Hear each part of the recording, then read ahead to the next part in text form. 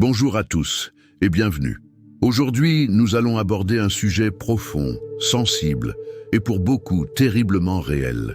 Avez-vous déjà observé une relation autour de vous? Ou peut-être est-ce la vôtre, où l'une des deux personnes semble totalement dominée, comme si elle avait perdu sa volonté propre, son discernement, sa lumière?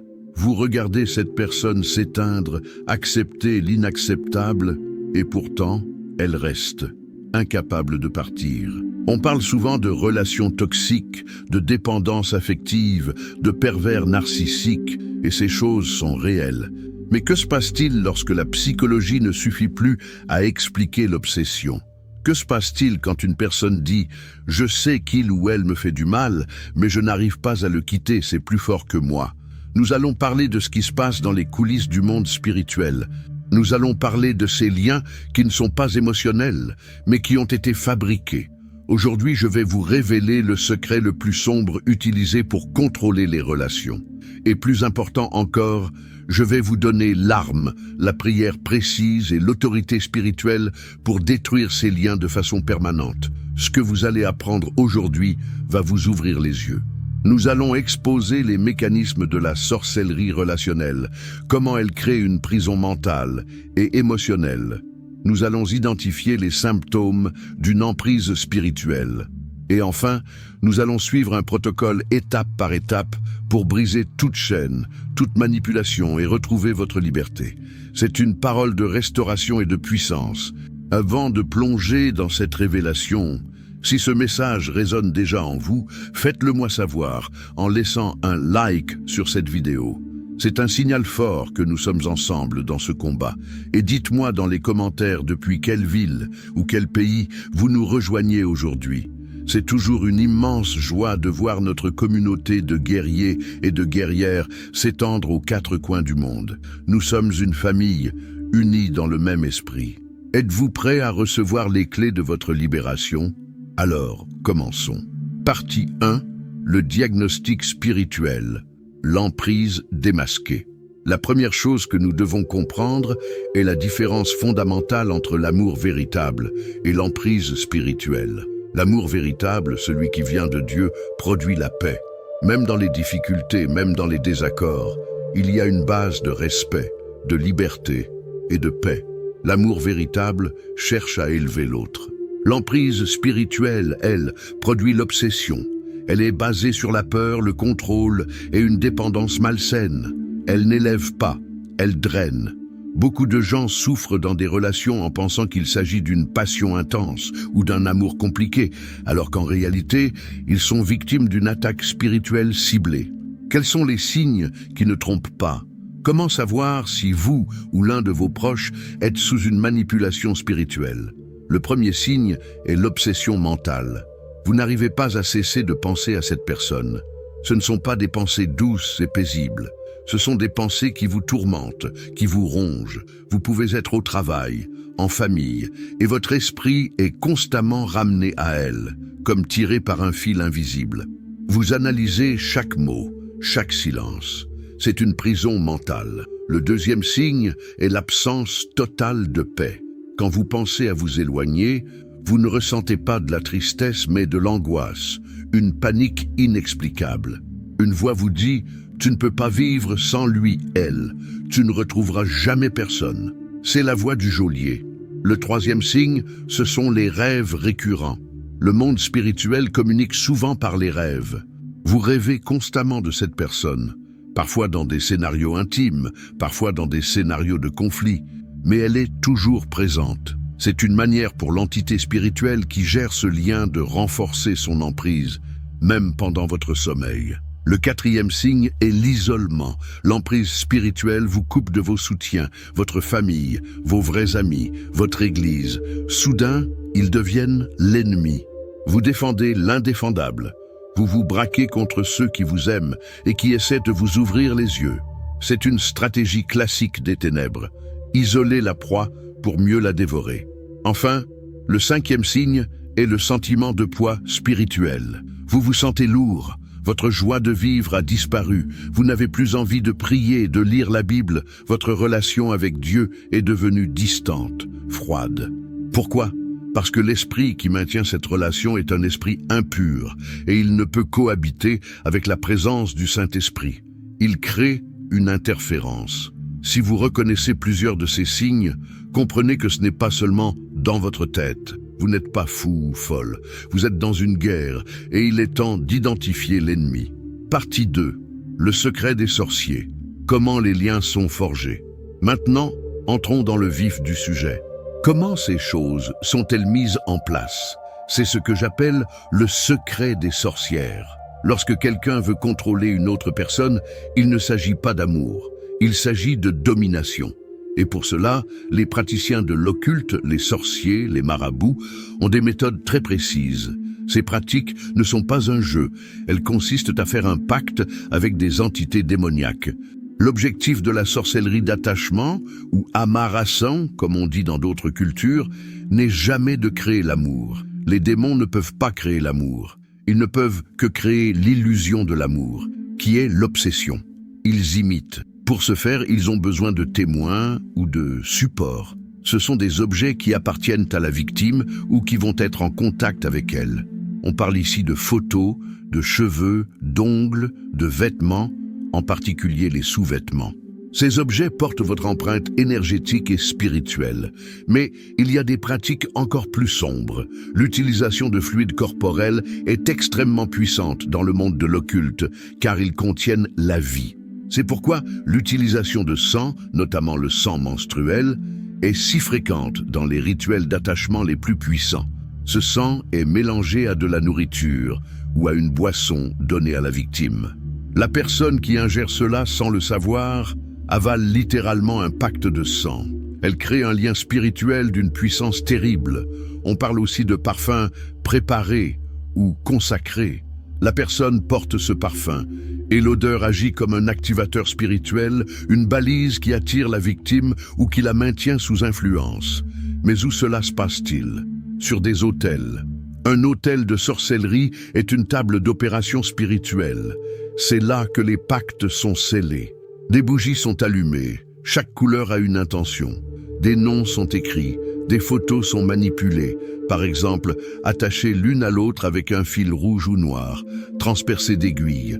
Chaque fois qu'un rituel est fait sur cet autel, des esprits sont invoqués. Ce sont des esprits de domination, des esprits de luxure, comme l'entité Jézabel, des esprits d'aveuglement. Et voici le secret que peu de gens comprennent. Ces esprits ne font pas cela gratuitement. Ils exigent d'être payés. Et comment sont-ils payés? Ils se nourrissent de l'énergie vitale des deux personnes impliquées. Ils se nourrissent de la souffrance, des larmes, des disputes, de l'obsession. Plus la relation est toxique, plus elle génère de nourriture pour ces entités. Plus vous souffrez, plus elle se renforce. C'est un cycle sans fin. La personne qui a fait le rituel pense contrôler la situation, mais en réalité, elle est tout aussi prisonnière que sa victime. Elle a ouvert une porte et invité des démons à sa table, et maintenant, ils réclament leur dû. Le secret des sorcières, ce n'est donc pas l'amour, c'est le contrôle. Ce n'est pas la connexion, c'est le vampirisme spirituel. La relation devient un cativéro, une prison où les deux âmes sont otages, et les démons sont les geôliers. Partie 3. L'autorité supérieure, briser la peur. En entendant cela, beaucoup peuvent ressentir de la peur. C'est normal, le but des ténèbres est de paralyser par la peur. Ils veulent que vous pensiez, c'est trop puissant. Un pacte de sang a été fait, c'est irréversible. Je suis piégé pour toujours. C'est un mensonge. Aujourd'hui, je suis ici pour vous rappeler une vérité qui réduit en cendres toute œuvre de sorcellerie. Toute œuvre des ténèbres a une limite. Mais la parole de Dieu et le nom de Jésus-Christ sont illimités. Peu importe la puissance de l'autel qui a été érigé contre vous. Peu importe le sang qui a été versé. Il y a un sang qui a été versé il y a 2000 ans sur une croix. Et ce sang-là est infiniment supérieur à tout autre. La Bible dit dans Ésaïe 54, 17, « Toute arme forgée contre toi sera sans effet. » La sorcellerie est une arme forgée, mais elle est sans effet devant l'autorité que nous avons en Christ. La Bible dit aussi dans 1 Jean 4, 4, « Vous, petits enfants, vous êtes de Dieu, et vous les avez vaincus, parce que celui qui est en vous est plus grand que celui qui est dans le monde. » Celui qui est en vous, le Saint-Esprit, est plus grand que n'importe quel esprit de domination ou de luxure invoqué sur un autel. Vous devez changer votre position. Vous n'êtes pas la victime impuissante. Si vous avez donné votre vie à Jésus-Christ, vous êtes assis dans les lieux célestes, au-dessus de toute principauté, de toute autorité, de toute domination. La peur est l'anesthésiant que l'ennemi utilise avant de vous opérer. La foi est le scalpel que vous utilisez pour le déloger. Vous n'avez pas à accepter ce joug. Vous n'avez pas à négocier avec ces esprits. Vous avez l'autorité de leur donner un ordre d'expulsion. La libération n'est pas une suggestion, c'est une déclaration. Il existe une prière, une posture spirituelle qui coupe ces amarres à la racine.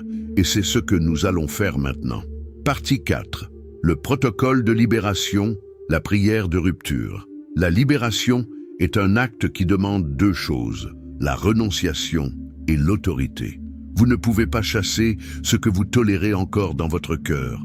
Avant même de prier, vous devez prendre une décision ferme dans votre cœur et la verbaliser. La parole a un pouvoir créateur et un pouvoir d'annulation dans le monde spirituel. Vous devez donc, en premier lieu, renoncer à voix haute. Si vous êtes dans cette situation, je vous invite à répéter ceci, non pas comme une formule magique, mais comme une déclaration légale devant le tribunal céleste. Dites-le avec foi. Au nom de Jésus-Christ, je renonce aujourd'hui à tout lien spirituel, émotionnel et mental avec, dites, le nom de la personne. Je renonce à tout pacte conscient ou inconscient qui a été fait en mon nom ou contre moi.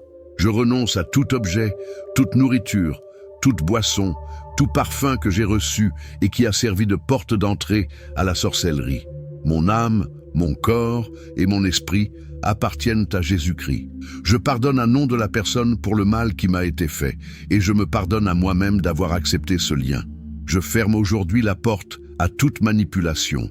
Cette renonciation est la première étape. Vous venez de retirer le droit légal que l'ennemi avait sur vous. Maintenant, nous allons passer à l'autorité. C'est le moment de chasser l'intrus. Cette prière est simple, mais elle doit être faite avec autorité. Vous n'êtes pas en train de demander, vous êtes en train d'ordonner. Répétez ceci à voix haute. Au nom puissant de Jésus-Christ, par l'autorité que me donne sa parole, je brise et j'annule maintenant tout lien d'attachement, toute sorcellerie, tout rituel fait sur un autel pour contrôler ma vie et mes relations. Je coupe maintenant par l'épée de l'esprit tout lien psychique et spirituel entre moi et nom de la personne. J'ordonne à tout esprit de domination, tout esprit de luxure, tout esprit de manipulation et d'aveuglement attaché à ce lien, sors maintenant de ma vie, de mes pensées, de mes émotions et de ma maison, au nom de Jésus. Votre mission est terminée. Votre mandat est annulé. Je déclare que je suis libre. Je me couvre de la tête aux pieds par le sang de Jésus. Je déclare que ma volonté m'est restituée. Ma paix m'est restituée. Ma joie m'est restituée. Tout ce qui m'a été volé par cette emprise m'est rendu au centuple. Je scelle cette prière dans le nom du Père, du Fils et du Saint-Esprit. Amen. Cette prière est un acte de guerre. Il est possible que vous deviez la répéter. L'ennemi n'abandonne pas facilement ce qu'il considère comme sa propriété. Je vous conseille de faire cette prière à voix haute, de préférence dans un moment de calme. Certains moments sont stratégiquement puissants dans le monde spirituel, comme la nuit, aux alentours de 3 heures du matin, car ce sont souvent des heures où les activités occultes sont intenses. Vous contre-attaquez l'ennemi sur son propre terrain, mais avec une autorité supérieure. Partie 5. Bâtir la forteresse. Comment rester libre? La libération est un événement, mais la liberté est un style de vie. Après avoir chassé l'ennemi, vous devez vous assurer qu'il ne puisse pas revenir. Jésus nous a avertis. Lorsqu'un esprit impur sort d'un homme, il erre dans des lieux arides, puis il revient voir sa maison.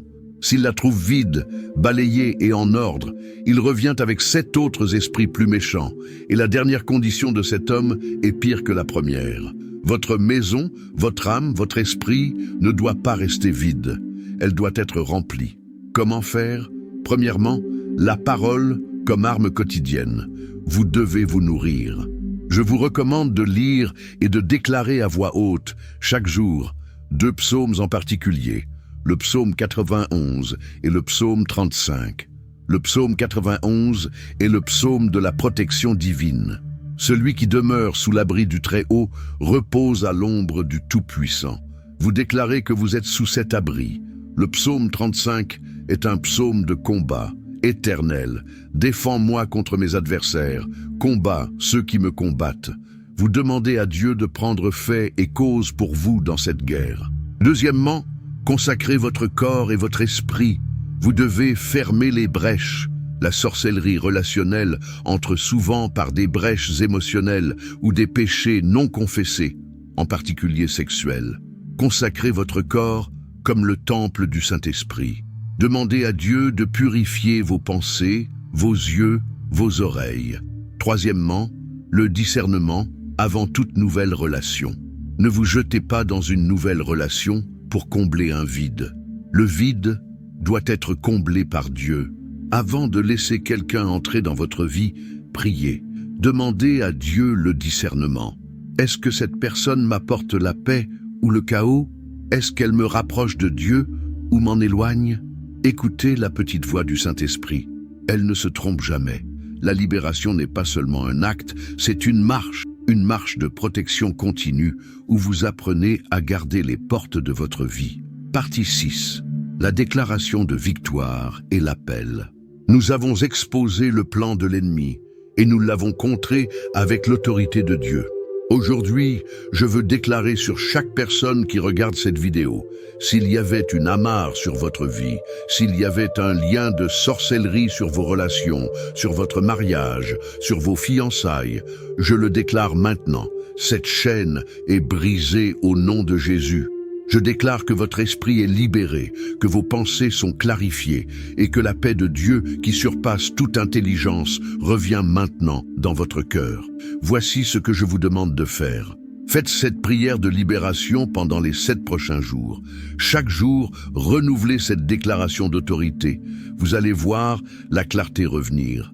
Vous allez voir les portes s'ouvrir. Vous allez sentir le poids se lever de vos épaules. Et maintenant, je veux que nous fassions un acte prophétique, ici, dans les commentaires. L'ennemi veut vous maintenir dans le silence et la honte. Nous allons faire le contraire. Nous allons nous imposer dans le monde spirituel par une déclaration publique de victoire. Je veux que vous écriviez cette phrase dans les commentaires. Écrivez-la avec foi. Ce n'est pas juste un commentaire, c'est votre cri de guerre. Écrivez « Je suis libre au nom de Jésus ». En écrivant cela, vous ne faites pas que témoigner, vous scellez votre libération. Vous déclarez au monde visible et invisible de quel côté vous vous tenez. Utilisez cet espace de commentaires pour vous connecter à notre communauté. Si vous avez reçu votre libération, partagez votre témoignage. Vous ne savez pas qui, en lisant votre commentaire, trouvera la force de se battre à son tour. Semez une parole de foi pour encourager un frère ou une sœur qui est encore dans la bataille. Soyez la lumière dont quelqu'un a besoin aujourd'hui. Si ce message vous a fortifié, abonnez-vous pour ne manquer aucun de nos enseignements quotidiens. Nous sommes ici chaque jour pour vous équiper dans cette guerre spirituelle. Et enfin, partagez cette vidéo. Pensez à une personne, juste une, qui a besoin d'entendre ce message. Votre partage peut être la clé qui ouvre la porte de sa prison. Ne partez pas tout de suite. Je veux juste prendre un instant pour vous dire que ce combat est réel, mais que vous n'êtes pas seul. La puissance qui vous a libéré aujourd'hui est la même puissance qui a ressuscité Jésus d'entre les morts. Il n'y a pas d'autel, pas de rituel, pas de pacte qui puisse tenir face à cette puissance. Marchez la tête haute, vous n'êtes plus un otage, vous êtes un enfant du roi, et le roi a toujours le dernier mot. Soyez bénis, soyez forts, et rappelez-vous que la victoire vous appartient déjà. Je vous vois lors de notre prochain rendez-vous.